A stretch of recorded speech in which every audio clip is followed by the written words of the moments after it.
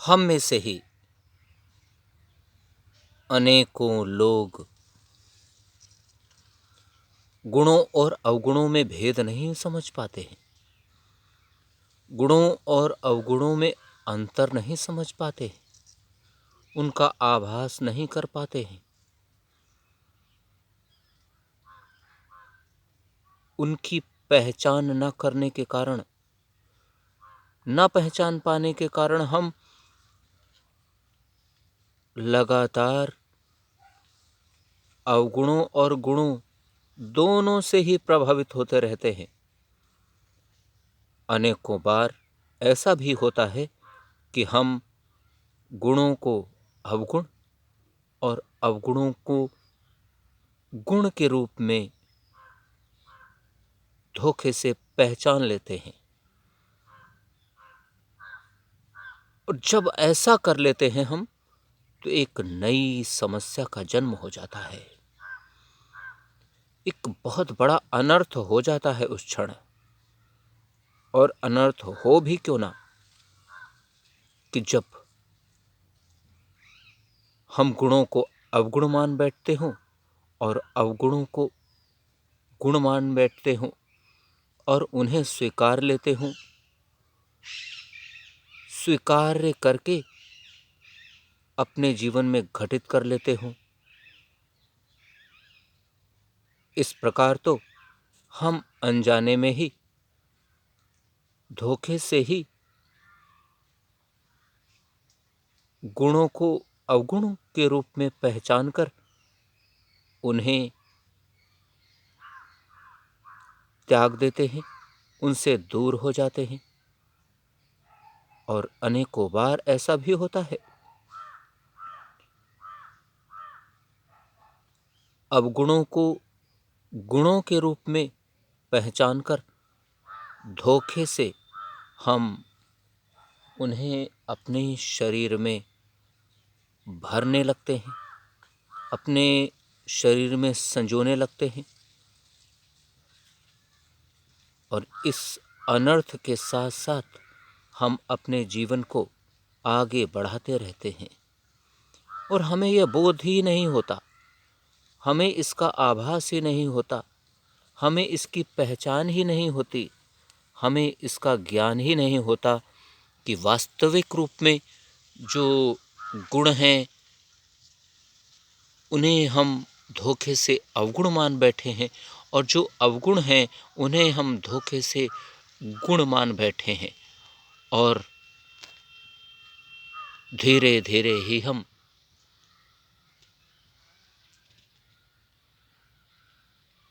इन्हीं गतिविधियों के कारण अवगुणों से अपने शरीर को भरते जाते हैं, अपने शरीर में एकत्रित करते जाते हैं और गुणों को धीरे धीरे ही हम स्वयं ही अनजाने में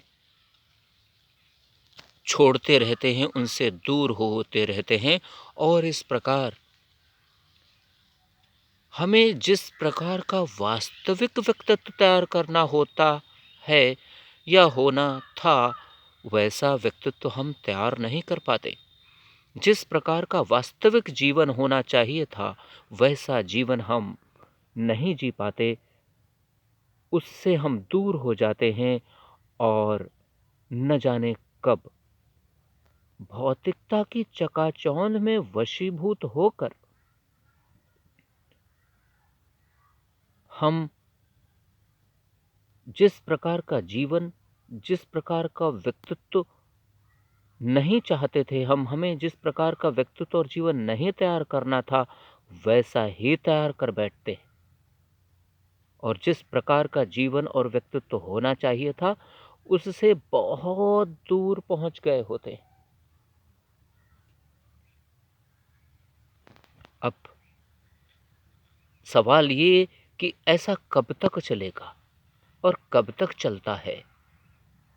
तो इसका उत्तर भी यही है कि यह तब तक चलता रहता है और तब तक चलता रहेगा जब तक कि हमें ज्ञानार्जन नहीं होगा, जब तक हमारे अंतर आत्मा में ज्ञान की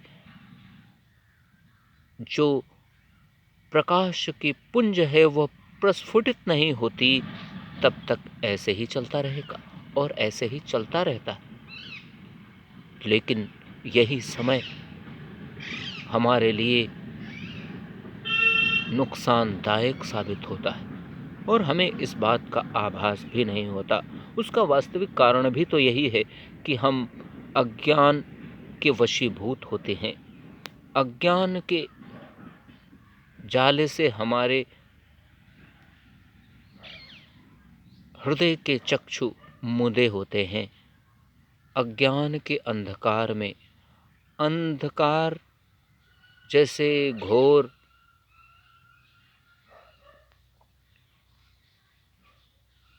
संशय में हम आगे बढ़ते रहते हैं और हमें कुछ भी पता नहीं चलता। ठीक उस प्रकार जिस प्रकार अंधेरे में यदि हम अपने हाथों को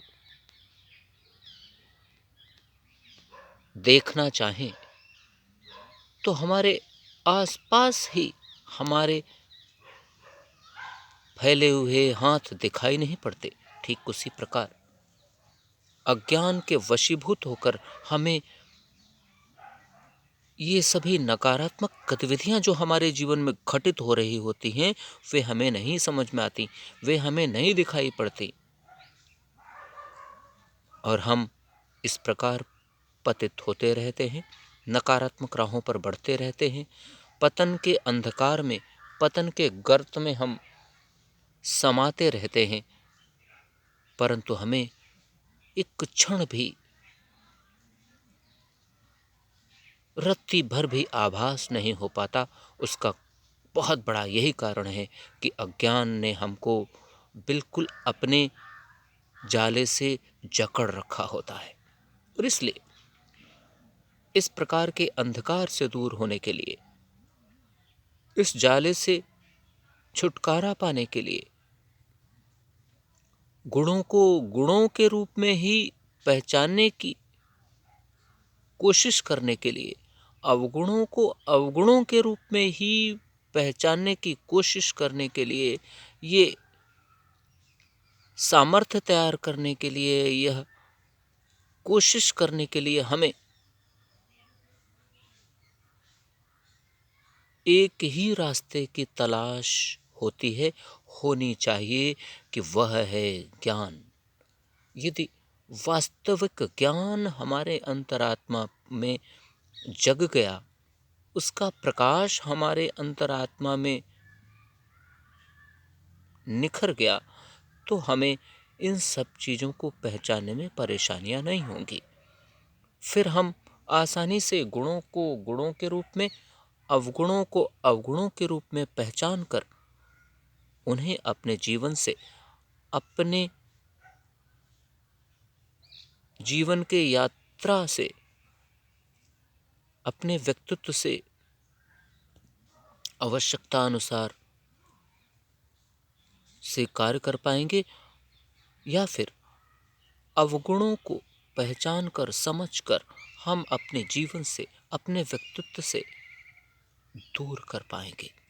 जब यह प्रक्रिया हमारे अंतर मन में, हमारे शरीर में घटने लगती है, यह घटना जब हमारे शरीर में घटने लगती है, तब ही तो हमारे शरीर में गुणों की संख्या बढ़ती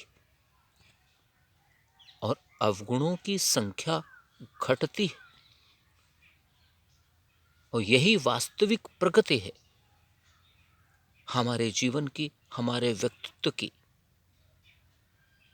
यदि गुणों के साथ अवगुण भी बढ़े, अवगुणों की संख्या भी बढ़ती चली गई, तो यह कैसी प्रगति है? वास्तविक रूप में यही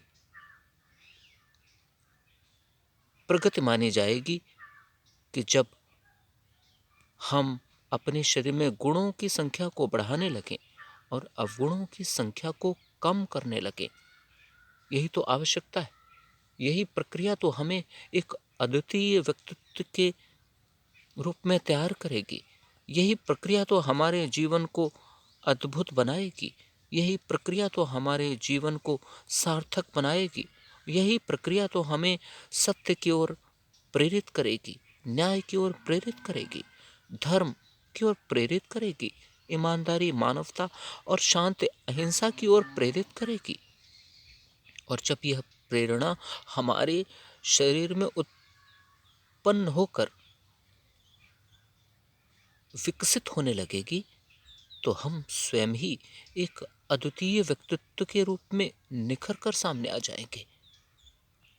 और जब ऐसा होगा तो हमारा तो कल्याण निहित हो ही जाएगा, बल्कि हमारे साथ साथ अन्य लोगों का, बल्कि पूरे विश्व का कल्याण भी निहित हो जाएगा। यही तो मानव जन्म की सार्थकता की पराकाष्ठा है।